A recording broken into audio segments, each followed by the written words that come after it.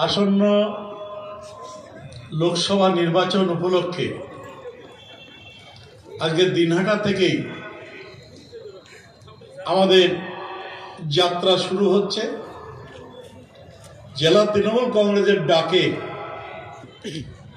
সারা জেলার গুরুত্বপূর্ণ নেতৃত্ব কর্মীদের নিয়ে দিনহাটা সংহতি ময়দানে আজকের এই সভা হচ্ছে।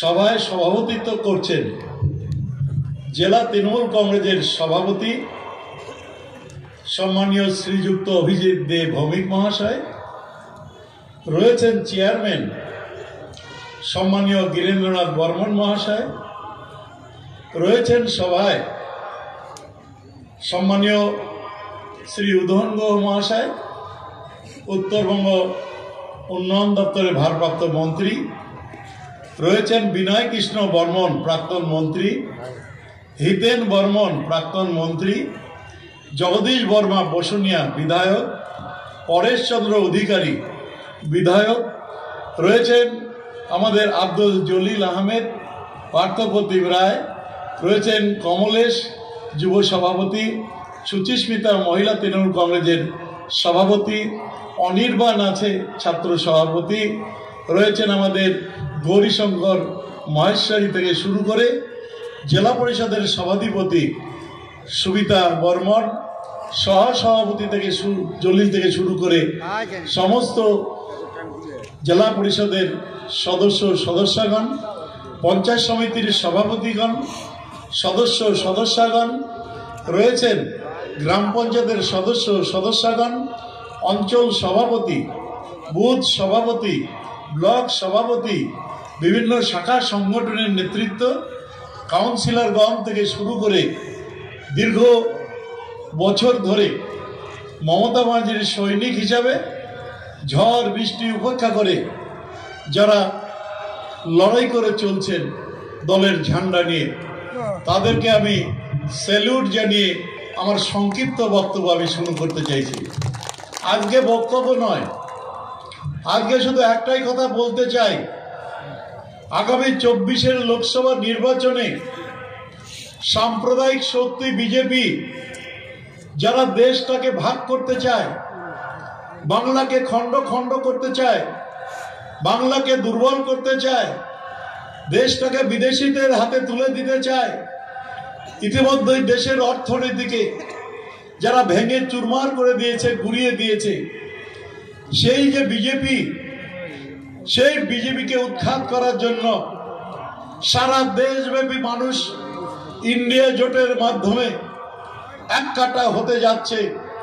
মমতা ব্যানার্জির নেতৃত্বে আমরাও এরাজ্যে সমস্ত স্তরের কর্মীরা আমরা এক কাটা হয়েছি।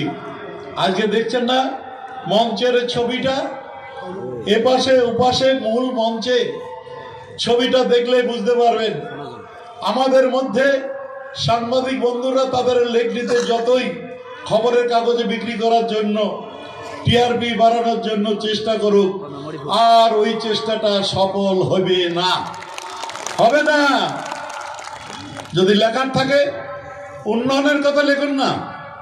মমতা ব্যানার্জি এই অল্প সময়ের মধ্যে একটা বিশ্ববিদ্যালয় করেছেন ঠাকুর পঞ্চনারায়ণ বর্মার নামে, একটা ইঞ্জিনিয়ারিং কলেজ করেছেন, মেডিকেল কলেজ করেছেন, আদাবাড়ি ঘাটের সেতু করেছেন, জয়ী সেতু করেছেন, বলরামপুরের ভাওয়াইয়া সেতু করেছেন, হেরিটেজ রোড করেছেন, কালজানিতে সেতু করেছেন, কোচবিহার থেকে চকচকা থেকে দিনহাটা হয়ে গিদালদহ পর্যন্ত 10 মিটারের রাস্তা করেছেন। বহু বছর অপেক্ষা করার পর, লড়াই আন্দোলনের পরে ছিটমহল বিনিময় তার কাজ সম্পন্ন করেছেন মমতা ব্যানার্জি। লেখুন না এই সমস্ত ব্যাপারে। 72টা প্রকল্পের মাধ্যমে মমতা ব্যানার্জি সাধারণ মানুষের কাছে সুবিধা পৌঁছে দিচ্ছেন সরাসরি। আর সুবিধাগুলো প্রদানের জন্য দুয়ারে সরকারের প্রকল্প, যে প্রকল্প দেশের 800 প্রকল্পের মধ্যে নাম্বার 1 প্রকল্প হিসেবে বিবেচিত হয়েছে। সামনে মাসের প্রথম সপ্তাহে কেন্দ্রীয় গ্রামান্নয়ন দপ্তরের পক্ষ থেকে পুরস্কৃত হতে যাচ্ছে যে প্রকল্প, লিখুন না বিস্তারিত ভাবে। 100 দিনের কাজের টাকা আটকে দেওয়া হয়েছে। 100 দিনের কাজ 2-3 বছর হলো বন্ধ করে দেওয়া হয়েছে। বাংলা আবাস যোজনার ঘরের টাকা 2018 সাল থেকে বন্ধ করে দেওয়া হয়েছে। গ্রামান্নয়নের টাকা, গ্রামের রাস্তা তৈরির টাকা বন্ধ করে দেওয়া হয়েছে। বিভিন্ন প্রকল্পের টাকা বন্ধ করে দেওয়া হয়েছে। উন্নয়নমূলক কাজ যে টাকায় হয় সেই টাকার অংশ যেটা কেন্দ্রের সরকার দেয় সেটা আটকে দেওয়া হয়েছে। লিখুন না বাংলার হয়ে, বাঙালির হয়ে, বাংলার মানুষের উন্নয়নের জন্য যদি লিখতে হয় এটা লিখুন। আর ধর্মের ভিত্তিতে আমরা মানুষের মধ্যে ভেদাভেদ করতে দেব না। ওরা হিন্দু মুসলমানের দাঙ্গা লাগিয়ে ভোট বৈতরণী পার হতে চায়, আমরা সেটা হতে দেব না।